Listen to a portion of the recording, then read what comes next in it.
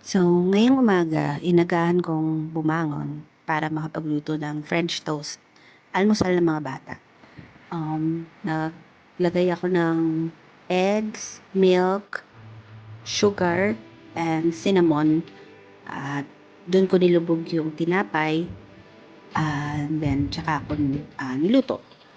As is na kinakain ng mga anak ko. Pero pwede ninyong lagyan ng pancake or maple syrup. Sa school ng anak ko, ini-encourage nila ang meatless Fridays. So, baon nila ngayon is tofu and mushroom sisig. Tapos, nag-air fryer na rin ako ng shrimp tempura as pandagdag sa ulam nila. So, prinito ko lang yung tokwa, tapos naglagay ng mushrooms and onions.